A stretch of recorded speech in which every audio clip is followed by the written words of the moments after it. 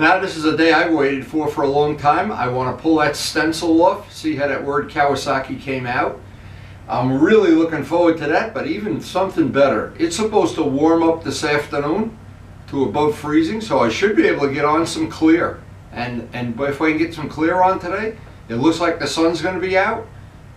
This would really make my day complete. Anyway, it's the same old thing. It's below freezing in the morning and it warms up by lunchtime. So we go to war with the army we have. And once that clear is on the tank, while we're waiting for clear to dry, I'm already looking at this. I still have some cleanup to do around here. And once that's done, we can start assembling the bike. Oh, it is really, at this point, the job just keeps getting more and more exciting. And it's this time of year, I know, because I've been flipping battery tenders all winter. As soon as that weather breaks, I can't wait. They're all ready, all the children, I gotta rub their noses. This is for you, Dallas. This just makes my day complete. And I'm ready to go have my coffee and try to get some of that clear on a tank today. So this morning, before I even make my coffee, they put up Treezilla here. I don't know what they're doing here. We have had more Treezillas over this winter. So I always like to check in the morning when it's going to go above freezing. Obviously another hour or two we'll be up in the 30s, but right now it's still below freezing. Time for coffee. Maybe we'll go watch Treezilla take down another tree here. I don't think so. What better way to have a cup of coffee? Oh boy, a couple months from now, we're going to be out on the open road every day, wearing out tires, burning up fuel, using up that high-test gas. Oh, great memories, great memories. I love having all this stuff on video. Great way to start the day. Now, as I came down in the shop, looked around at the parts, what I did last night, I put this to dry right up under a heating vent. So hopefully, number one, the tank will be a little warmer than it would be if I didn't put it under the vent. And it looks like everything's dried up. Well, you know, you never can tell. We're going to heat that material, because again, this is the first time I've used that material. We're going to heat that material with a hairdryer and very carefully pull the backmasking. I want to be real careful about pulling this backmasking. Again, the tank right now, we're so close to being able to put the clear on. I don't want to scratch it. I don't want to dent it. I don't want to do anything that's going to jeopardize this in some way. Normally I would be less conscious of this if the tank were not black. But because it's black and I don't want to have any little specks of gold showing. See, what the problem is, Treezilla across the street there, I had this problem once already. I started painting clear on what was the final coat of clear on something, and it was on a summer day. And without realizing it, I turned around and the neighbor's landscaper came by with the blower, and the crap all got on the tank and everything. And I went over and, you know, tried to negotiate peace with him, but it required a lot of sanding to straighten it out.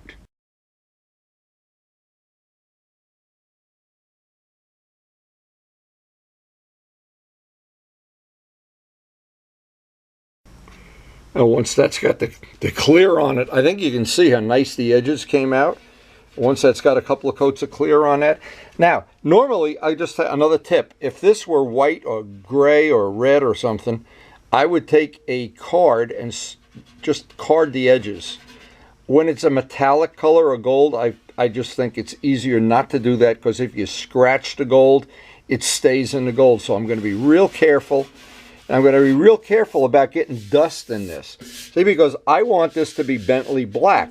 This original paint on here had that little speck of gold. So I have a couple of other things I'm going to do to try to minimize the chance that we wind up with anything but the really shiny Bentley black with no specks in it at all.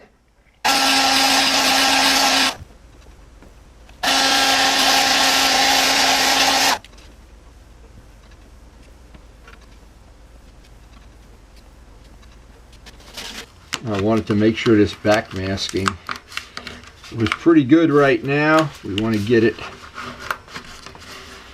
doesn't really matter. This is all covered by the cap. I just don't want any paint getting into the gas tank, that's for sure. That'll be fine. Now the last thing is, before I get ready to shoot the clear, I want to look around real carefully for any little scratches, any little dents, any little thing. And so far I only see one up here that looks, and I'm not so sure if I just take a piece of 1200 sandpaper and touch that 2000 grit. Oh yeah, it came right off. Okay, but I want to go over this with a fine-tooth comb. If there's any little spot I want to touch up, right now is the time to do it. Okay, because I don't want to get any dust at all, any of these little gold specks, what I did, I hosed the table down. I'm going to try to, and I'll wipe it with a clean towel. I'm just trying to minimize the chance that any of this little stuff is going to wind up getting in the paint. Another thing, I always try to spray with the, of course, with the wind at my back, and just having a clean table, well, I hope it's going to stack the deck in my favor. And the last thing is just to tack rag this down and mix up the clear. It's warmed up to, it's above freezing anyway. And I am excited about seeing how this is going to play out. Now the idea is going to be we get 2 coats of clear on, about 20 minutes apart, and put this out in the garage to dry overnight. Then the plan would obviously be we're going to wet sand it all down with 2000 a couple of days later and put that last coat of clear on. But I think the way that lettering came out, this just couldn't be any better. This really, and I thank you, John and Thomas Luciano.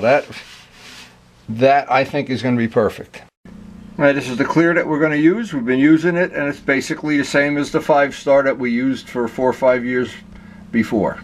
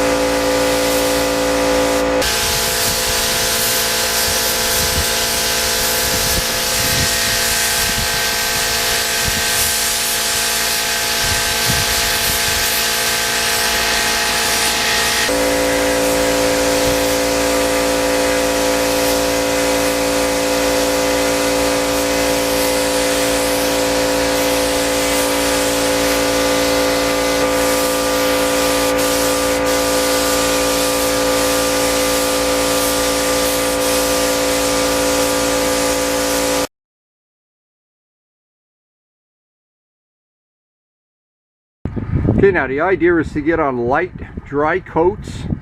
I want to get everything just looking like that, and then let it dry for 20 minutes, and then put on a relatively wet coat. The one thing I don't want to do is get a big wet coat and get anything to run, or especially if it's near those decals. And boy, out in the sun, do they look spectacular.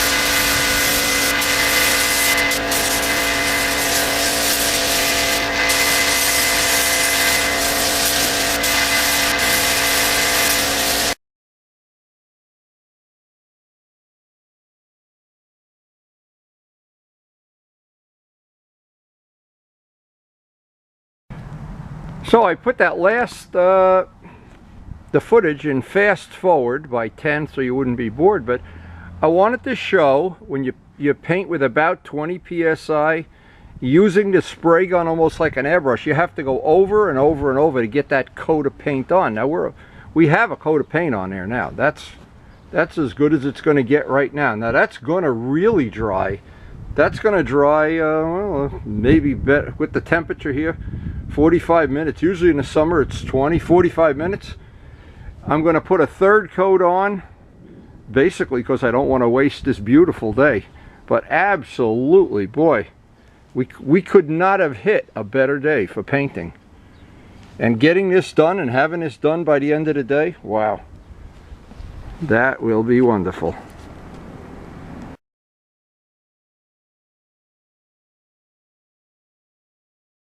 Well, in the last half hour, it's really warmed up out there. But I'm still not totally warm. But nothing like an extra cup of coffee to make paint dry. You know, get out there and get that last coat on. What a day for painting. Did we hit this right? Roasted eggplant? What is this? Roasted eggplant? It's not roasted yet. It's going in the oven. Oh, okay. There you go. It's going in right now. It's going in now.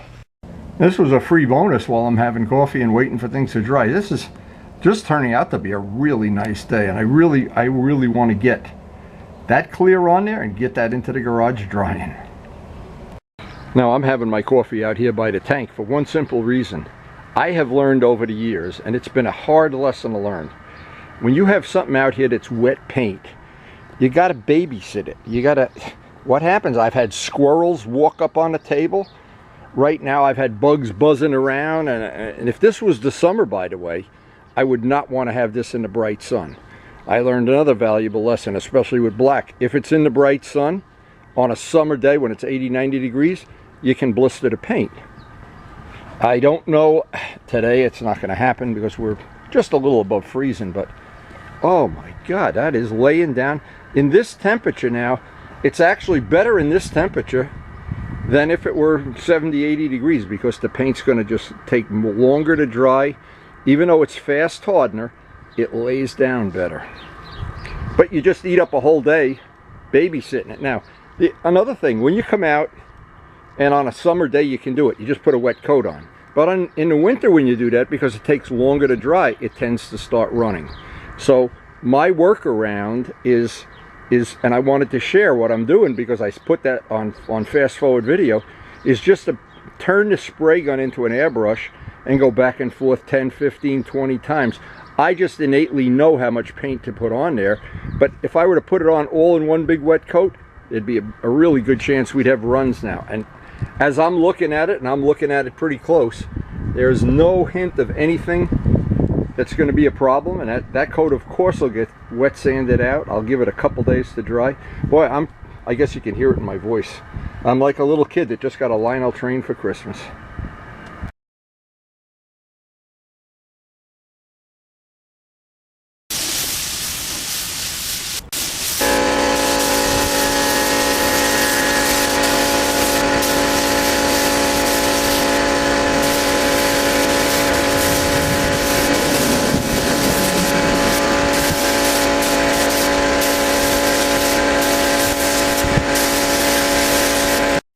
Well, it was very time consuming getting all this paint on, but that paint now is just laying down, oh, just perfectly. So to me it's well worth the time, because now the time it's going to take me to sand this out will be minimized, and that's just going to be a very high quality thing when it's done. I don't think there's any spot on there. I don't think the decals, I don't call them decals, the lettering, I don't think that lettering could have come out any better, to be honest. That is what makes it worth having the passion that we all have and we all share for these motorcycles. So as I look this over, I can't find one part I'm not happy with. Wow. That I am going to babysit this out here because I don't want a bug going in it. I don't want a squirrel taking a bite out of it or anything. Anyway, this has been a long day of painting, but putting that paint on in thin, even coats, especially this two-part, ooh, in the end, you're so glad you did it. So anyway, hope you enjoyed the video, and thanks for watching.